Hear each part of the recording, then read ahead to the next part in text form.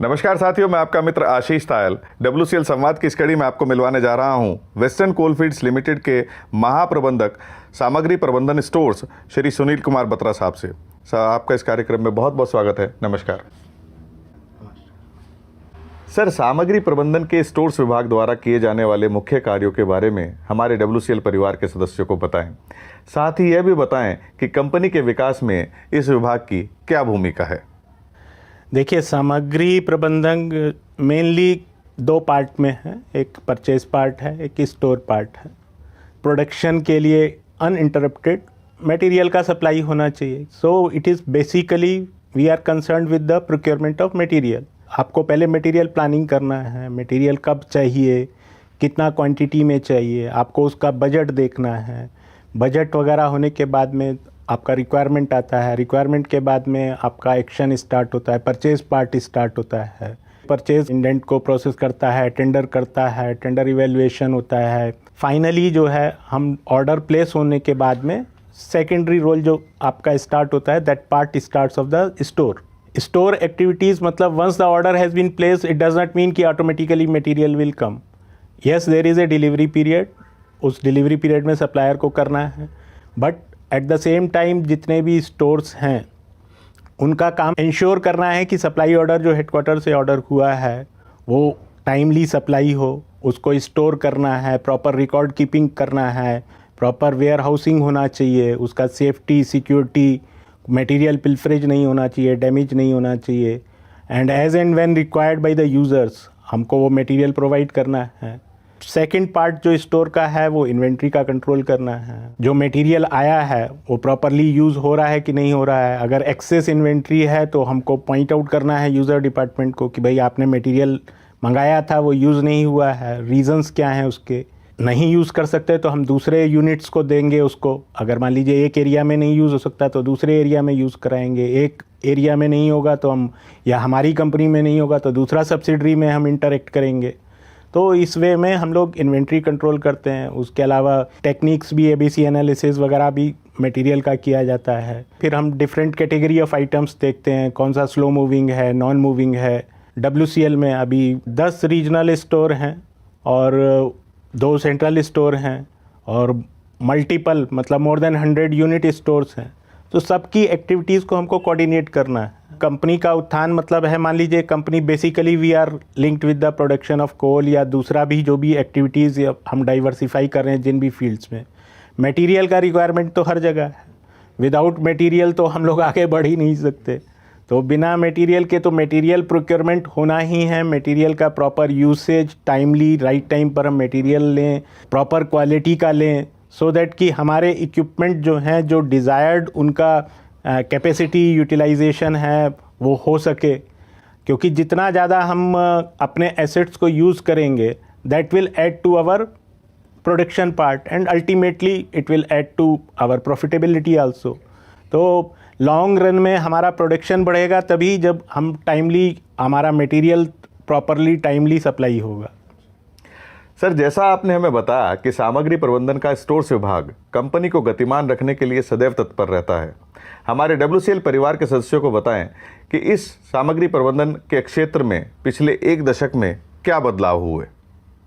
ऐसा है, देखिए, पहले बहुत सारी चीज़ें मैनुअल हुआ करती थी। सब रजिस्टर में एंट्री होता था, बहुत सारी चीज़ें होती थी, आज भी होती हैं पैरेलल बेसिस पर। बट सारे ट्रांजैक्शंस आज की डेट में ऑनलाइन होते हैं। जैसे ERP इम्प्लीमेंट हो गया है तो ERP में हमको रियल टाइम बेसिस पर इन्वेंट्री पता चलता है हर आइटम का, जो कि पहले नहीं होता था।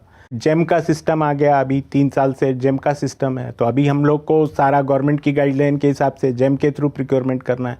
तो वो सारे manual systems now have been replace with the electronic systems. Transparent way में मटेरियल प्रोक्योर कर रहे हैं। ये सारे चेंजेस हुए हैं, बहुत सारे चेंजेस हुए हैं। सर, खदानों में लगातार काम चलते रहने की वजह से वहां जमा स्क्रैप का डिस्पोजल एक बड़ी चुनौती रहती है।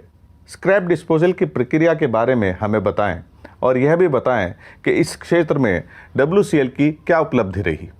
Scrap disposal is a very important activity. In fact I consider it कि स्टोर का ये एक बहुत बड़ा विभिन्न अंग है। मतलब स्टोर कैरिंग कॉस्ट अगर हम उसको टाइमली मटेरियल को डिस्पोज ऑफ नहीं कर रहे हैं तो वो ज़्यादा रहता है, हमारा स्पेस को ऑक्यूपाई करता है। दूसरा ये है कि डिटरेट करेगा स्क्रैप भी, या थेफ्ट हो सकता है, पिलफरेज हो सकता है, कुछ भी हो सकता है, तो उसको टाइमली डिस्पोजल ज़रूरी है। देयर आर सर्टेन मटेरियल्स, जैसे मैंने बताया आपको, एनवायरमेंटली उसको काफ़ी डैमेजिंग है।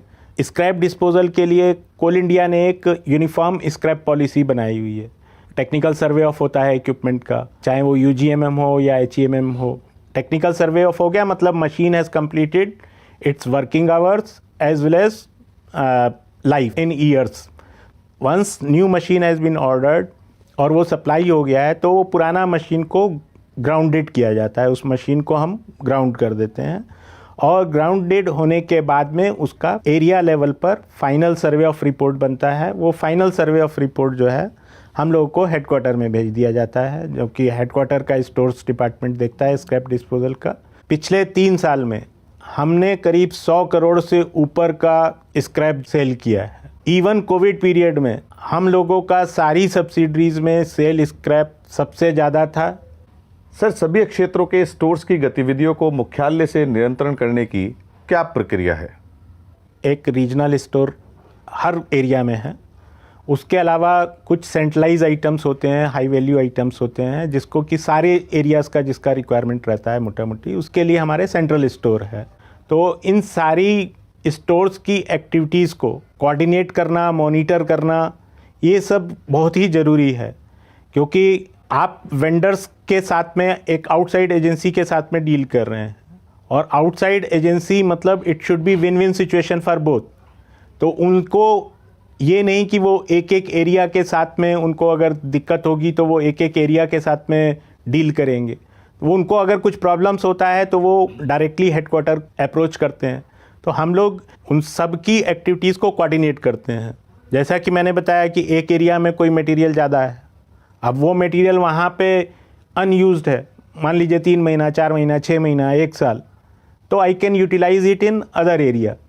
तो हेडक्वार्टर का रोल मेनली क्या है? कोऑर्डिनेटिंग रोल है, और ये सारा चीज़ देखना है उसको कि स्टोर की जितनी भी प्रिस्क्राइब्ड गाइडलाइंस हैं वो सारी फॉलो हों। सारी एक्टिविटीज़ को स्टोर्स इंस्पेक्शन करते हैं, हमारी टीम जाती है, फिर स्क्रैप का मॉनिटरिंग करते हैं, स्क्रैप कहाँ आइडेंटिफाई करते हैं, उनको बोलते हैं कि इसका सर्वे ऑफ रिपोर्ट्स बनाइए। ये सारी एक्टिविटीज़ एक जगह से ही कोऑर्डिनेट हो सकती हैं। तो इसीलिए स्टोर, सारे रीजनल स्टोर्स और इवन यूनिट स्टोर, अभी हम लोग इवन यूनिट स्टोर तक का इन्वेंट्री ERP सिस्टम में देख पा रहे हैं SAP के अंदर। कोल इंडिया से भी कोऑर्डिनेट करना पड़ता है उन सारी एक्टिविटीज़ के लिए, और वो सारी एक्टिविटीज़ कोऑर्डिनेट करने के लिए हेडक्वार्टर में स्टोर डिपार्टमेंट रहता है। सर, आप लगभग 35 वर्षों से कोल इंडिया को अपनी सेवाएं दे रहे हैं। क्या आप हमारे साथ अपने प्रोफेशनल करियर का कोई यादगार अनुभव साझा करना चाहेंगे? मैंने कोल इंडिया में जब ज्वाइन किया तो इनिशियली हम लोग को फर्स्ट डे से ही वर्क पर लगा दिया गया, आप फाइल पढ़िए और करिए। मतलब शुरू से फाइल पढ़ रहे हैं। उस समय तक हम लोग को ये भी समझ में नहीं आता था कि कहाँ नोट शीट पोर्शन है, कहाँ कॉरस्पॉन्डेंस पोर्शन है।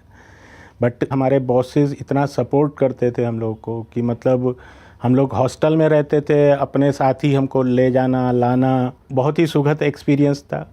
As far as professional part is concern, total involvement मेरा इक्विपमेंट परचेज या इक्विपमेंट स्पेयर्स से रहा, तो नेचुरली हायर लेवल पर ही इसमें ज़्यादा इन्वॉल्वमेंट रहता है, हायर मैनेजमेंट का।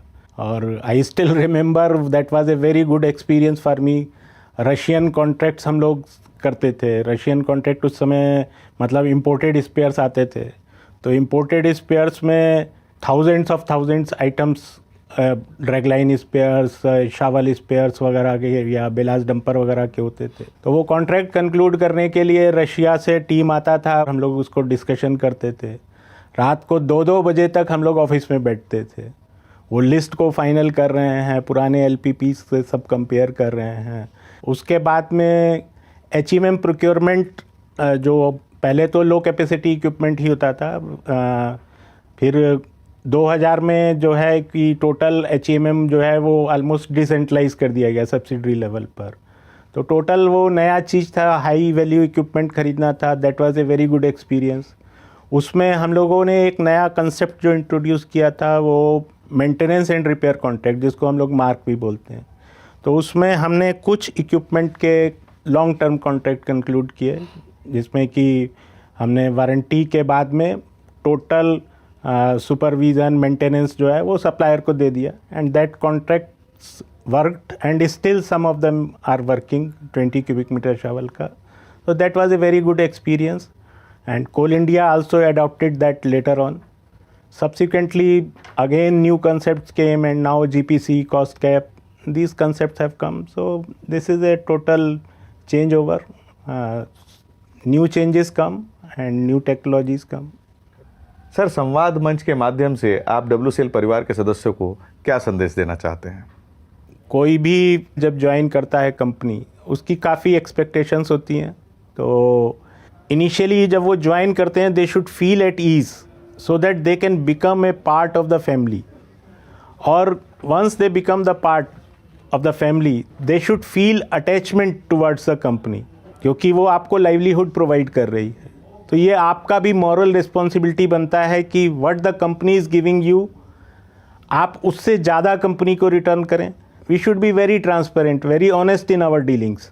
हमारा एफर्ट ये होना चाहिए, हम किसी भी लेवल पर रहें, किसी भी कोई भी काम हमको असाइन हो, उसको ग्रेसफुली उसको एक्सेप्ट करना है, और उसको ग्रेसफुली एक्सेप्ट करके you contribute with your contribution.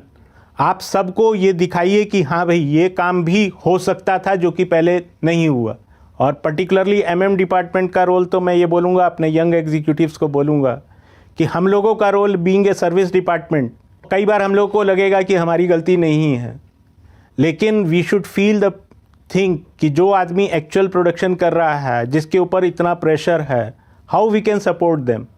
तो कई बार हम लोग को उसके लिए थोड़ा सा पिंच ऑफ सॉल्ट लेना पड़ेगा, और हम लोग को डेडिकेटेड वे में अपना जितना भी है 100% देना चाहिए। सर, आज के इस कार्यक्रम में आप हमारे साथ उपस्थित हुए, आपने बहुत ही महत्वपूर्ण जानकारी हमारे WCL परिवार के सदस्यों के साथ साझा की, इसके लिए हम आपका धन्यवाद करते हैं। नमस्कार। Really very impressed with this programme. मेरे को काफ़ी उत्सुकता होती है, और मैं आपके काफ़ी एपिसोड्स देखता भी हूँ। मतलब आपके 37-38 जो हो चुके हैं, मैं ज़रूर देखा ही हूँ, क्योंकि उससे ये है कि आपको सिर्फ अपने ही डिपार्टमेंट नहीं, दूसरे डिपार्टमेंट के बारे में भी बहुत कुछ पता चलता है। एंड आप जितना भी संवाद करते हैं, नॉर्मली मैंने देखा है कि एक्सपीरियंस लोग भी आते हैं, नए लोग भी आते हैं, सबके व्यू पॉइंट जानने को मिलते हैं। This is very good, and in fact I was waiting ईगरली कि कब हमको मौका मिलेगा अपना इस संवाद में पार्टिसिपेट होके, कि हम अपने MM डिपार्टमेंट की एक्टिविटीज़ को भी शेयर कर पाएँ। Thank you sir. साथियों, WCL संवाद कार्यक्रम को आपने खूब सराहा, ढेर सारा प्यार दिया। इस कार्यक्रम को और अच्छा बनाने के लिए हम आपके सुझाव निरंतर आमंत्रित करते हैं। नमस्कार।